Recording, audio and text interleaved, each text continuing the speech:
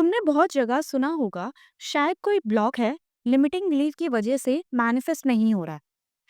आज मैं तुम्हें एक बात बहुत क्लियरली और ऑनेस्टली बोलना चाहती हूँ।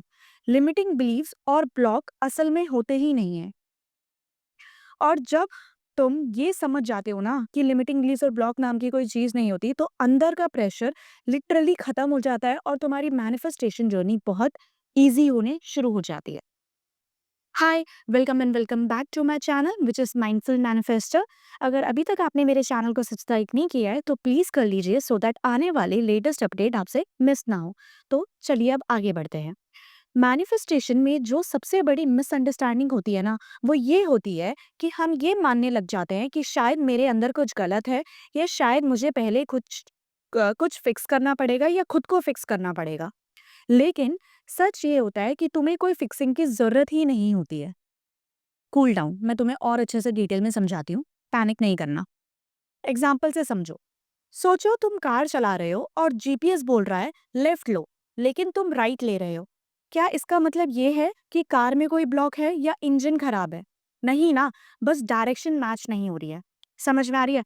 मतलब कि सेम वही चीज है। Instead of focusing on your limiting beliefs और ब्लॉक्स को ढूंढने की जगह, उस पर फोकस करने की जगह, तुम सिर्फ उन्हीं थॉट्स में फोकस करो जो थॉट्स तुम्हें चाहिए। सिर्फ उन्हीं अफर्मेशंस पर फोकस करो जो तुम्हें एज अ रियलिटी चाहिए। समझ में आ रही है?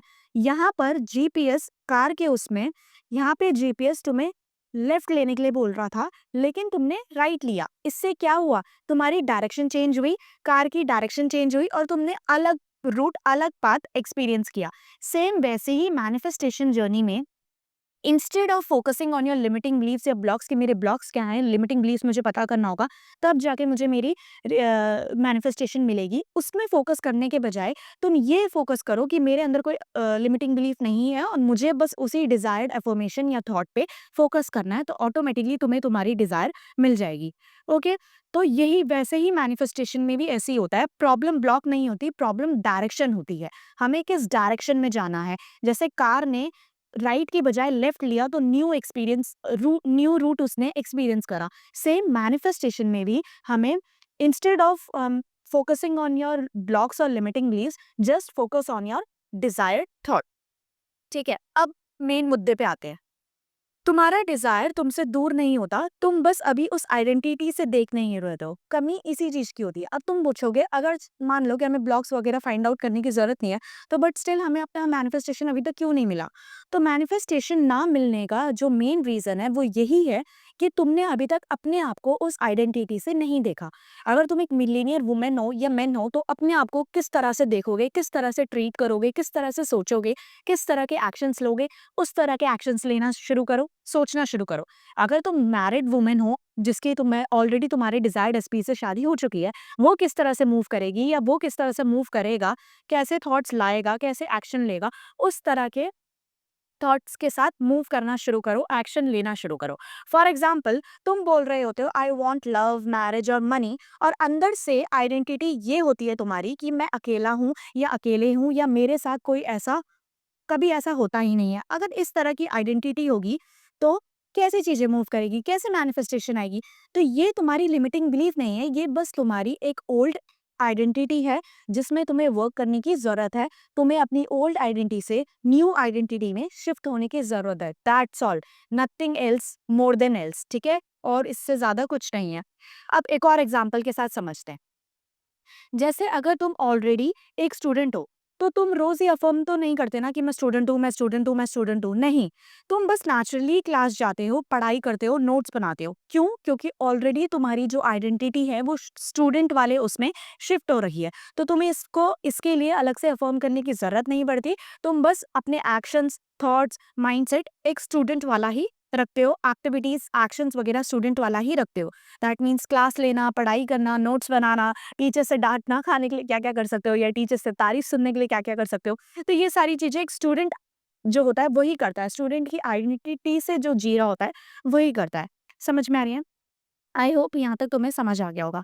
इसलिए ब्लॉक्स को ढूँढना एक्चुअली यूज़लेस होता है, क्योंकि जिस चीज़ को तुम ढूँढते हो, तुम उसी को रियल बना देते हो। और लॉ ऑफ अजम्पशन में यही होता है, जिस चीज़ में तुम फोकस डालोगे उसी चीज़ में तुम एनर्जी डालोगे, और जिस चीज़ में एनर्जी फ्लो होगी वही चीज़ तुम्हारी लाइफ में और ज़्यादा ग्रो होता जाएगा, ठीक है? और लॉ ऑफ अजम्पशन यही बोलता है, जिस चीज़ को अपनी अजम्पशन बिठा लोगे वही तुम्हारी रियलिटी बन जाएगी। अगर तुम ये अजम्पशन बिठा लोगे कि तुम्हारे अंदर बहुत सारे ब्लॉक्स और लिमिटिंग बिलीव्स हैं, तभी तुम्हारी मैनिफेस्टेशन पूरी नहीं हो रही, बट जबकि अगर ये अज़म्पशन बना लोगे तो यही तुम्हारी रियलिटी में रिफ्लेक्ट होके आएगा एक टाइम के बाद। बट अगर ये अज़म्पशन बिठा लोगे कि मेरे अंदर कोई भी लिमिटिंग बिलीव्स या कोई भी ब्लॉक्स नहीं है, मैं एकदम परफेक्ट हूँ, ठीक है? मेरी मैनिफेस्टेशन वर्क कर रही है, मुझे बस अपनी आइडेंटिटी शिफ्ट करने की ज़रूरत है, तो वही तुम्हारा अज़म्पशन बन जाएगा, ठीक है? और जब तुम बार-बार ये बोलते हो कि शायद मेरे पास कोई ब्लॉक है, तो माइंड अलर्ट मोड में चला जाता है, प्रेशर क्रिएट होना शुरू हो जाता है और सेफ्टी चली जाती है। इसलिए तुम अपने अंदर ये अज़म्पशन बिठाओ कि तुम्हारे अंदर कोई ब्लॉक्स नहीं है, कोई लिमिटिंग बिलीव्स नहीं है। अगर कुछ कमी है, तो उस पर्टिकुलर डिजायर्ड आइडेंटिटी से तुमने मूव करना, सोचना शुरू नहीं करा है और उसको शिफ्ट करना है, अपनी डिजायर्ड आइडेंटिटी को शिफ्ट करना है, दैट्स ऑल। जब तुम इस स्टेट पे पहुंचते हो, इस आइडेंटिटी में शिफ्ट होते हो, तो ऑटोमेटिकली जो कोई भी तुम्हारा प्रेशर है या स्ट्रेस है, वो तुम्हारे माइंड से रिलैक्स हो जाता है और काफी हद तक तुम काम हो जाते हो, ठीक है? और जब तुम ये मान लेते हो कि मेरे पास कोई ब्लॉक नहीं है, तो माइंड रिलैक्स करता है, और जब माइंड रिलैक्स करता है, तो मैनिफेस्टेशन ऑटोमेटिकली ईज़ी हो जाती है। ऑटोमेटिकली तुम्हें फिर चीज़ें तुम्हारी 3D में होते हुए दिखती है। आई होप तुम्हें यहाँ तक समझ आ गया होगा, ठीक है? तुम बस ये शिफ्ट करना है, तुम्हें अब क्या सि शिफ्ट करना है सिर्फ़, अगर तुम्हारा माइंड ये बोलता है कि मेरे साथ क्यों नहीं हो रहा, तो सिंपली अब अपने माइंड को उस आइडेंटिटी से हटा के इस आइडेंटिटी में शिफ्ट करो कि मैं अब उस वर्ज़न से देख रही हूँ जिसके लिए मैं नॉर्मल हूँ, जो आइडेंटिटी मैं चाहती हूँ, अब मैं उसी आइडेंटिटी से सब कुछ देख रही हूँ। सिंपल ये एक लाइन बोलनी है।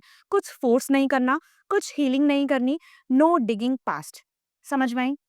दोबारा समझा रही हूँ, दोबारा तुम्हें रिमाइंड कर रही हूँ, तुम ब्रोकन नहीं हो, तुम लेट नहीं हो, तुम्हारे अंदर कोई मिसिंग नहीं है, तुम्हारे अंदर कोई ब्लॉकेजेस, कोई भी लिमिटिंग बिलीव्स नहीं है, अनटिल एंड अनलेस तुम वो मान के नहीं चलते। अगर तुम ये मानोगे तो होंगे, अगर नहीं मानोगे तो नहीं होंगे। यही लॉ ऑफ अजम्पशन कहता है। सो अपने माइंड से ये थॉट निकाल दो कि शायद तुम्हारे अंदर कोई ब्लॉक है, लिमिटिंग बिलीफ है, कोई कमी है, कुछ मिसिंग हो रहा है। नहीं, कुछ भी ऐसा नहीं है। जस्ट किसी चीज़ की कमी है, तो तुम उस आइडेंटिटी से परसिस्ट नहीं कर रहे हो। अगर कर रहे हो तो उस आइडेंटिटी में परसिस्ट करो, जब तक तुम्हारी 3D में वो रियलिटी फैक्ट बन के ना आ जाए।